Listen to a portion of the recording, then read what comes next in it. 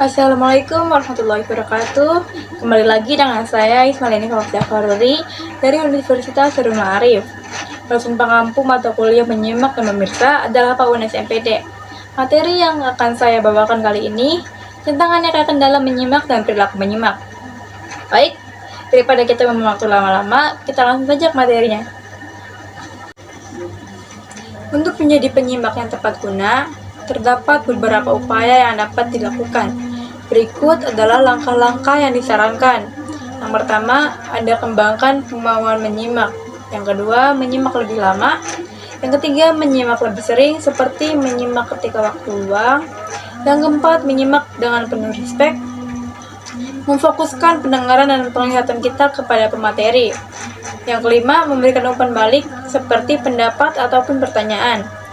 Yang keenam, menyimak tanpa penilaian prematur. Yang ketujuh, menyimak dengan tenang. Yang kedelapan, analisis materi yang disimak. Mencari tahu setiap detail kecil materi yang disampaikan. 9. Hindari pembelaan diri. Dan yang terakhir, minimalkan prasangka dan stereotip. Kendala dalam menyimak secara efektif dapat dikategorikan ke dalam beberapa faktor yang mempengaruhi kemampuan seseorang untuk memahami informasi yang disampaikan. Berikut adalah beberapa kendala utama yang sering dihadapi. Yang pertama, ada faktor internal penyimak. A. Motivasi dan sikap.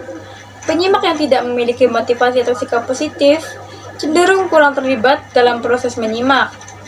B. Konsentrasi. Kesulitan dalam memusatkan perhatian selama jangka waktu yang lama dapat menghambat pemahaman. C. Pengalaman dan pengetahuan. Kurangnya pengetahuan atau pengalaman tentang topik tertentu membuat penyimak sulit mengikuti pembicaraan. D. Keengganan terlibat. Penyimak yang enggan untuk terlibat atau merasa takut akan perubahan dapat menghalangi proses menyimak yang efektif. E. Emosi dan kelelahan. Kelelahan, kecemasan, atau emosi negatif dapat mempengaruhi kemampuan seseorang untuk menyimak dengan baik. 2. Faktor eksternal. A. Lingkungan fisik.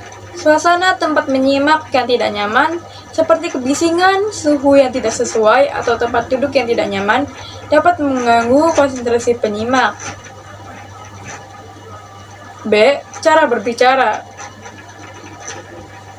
B. Cara berbicara pembicara. Kecepatan dan cara pembicara dalam menyampaikan informasi juga berpengaruh.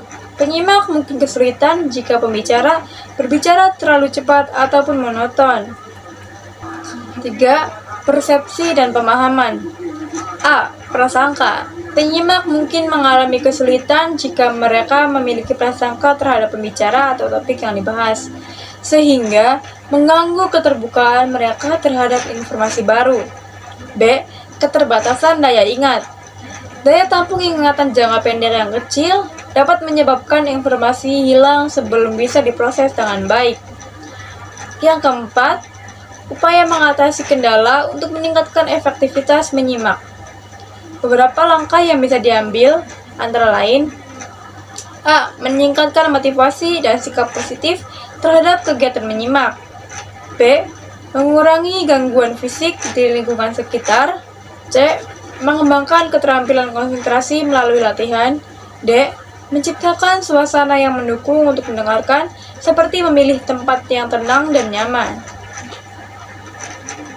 Dengan memahami berbagai kendala ini, penyimak dapat lebih siap untuk menghadapi tantangan dalam proses mendengarkan dan memahami informasi secara efektif.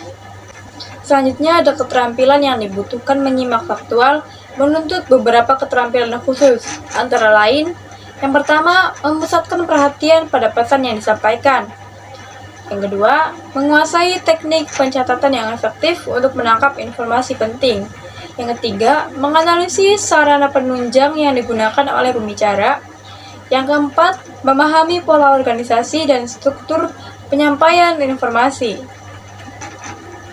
Ciri-ciri dari menyimak empatik meliputi: yang pertama, memperhatikan isyarat nonverbal seperti gerakan tubuh dan ekspresi wajah. Yang kedua, menempatkan diri pada posisi orang lain, sehingga dapat merasakan apa yang dirasakan oleh pembicara. Yang ketiga, memusatkan perhatian pada pesan, bukan hanya pada cara penyampaiannya.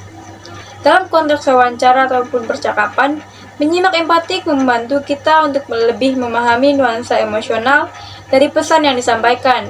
Ini menciptakan hubungan yang lebih baik antara penyimak dan pembicara, serta meningkatkan kualitas komunikasi. Yang terakhir, beberapa cara untuk meningkatkan perilaku menyimak. Yang pertama, menerima keunikan pembicara, contohnya dari nada pembawaan yang digunakan ataupun metode penyampaian yang menarik. Yang kedua, menetapkan tujuan menyimak yang jelas, seperti ketika kita memiliki tujuan menyimak untuk mencari apa yang kita cari atau butuhkan, bukan semata untuk mengisi waktu luang. Yang ketiga, memanfaatkan lingkungan yang mendukung. Keempat, mengatasi gangguan. Kelima, berlatih dengan materi yang beragam. Keenam, menggunakan media pembelajaran yang variatif. Dan yang ketujuh, memberikan umpan balik seperti pertanyaan. Yang ketujuh, memberikan umpan balik seperti pertanyaan ataupun pendapat.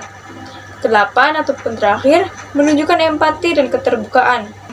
Dengan menerapkan langkah-langkah ini, individu dapat meningkatkan keterampilan menyimak mereka secara signifikan yang akan berdampak positif pada kemampuan berkomunikasi dan belajar secara keseluruhan.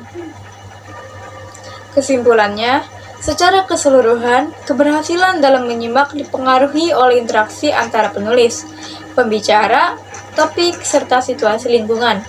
Memahami kendala-kendala ini dapat membantu dalam meningkatkan keterampilan menyimak secara efektif.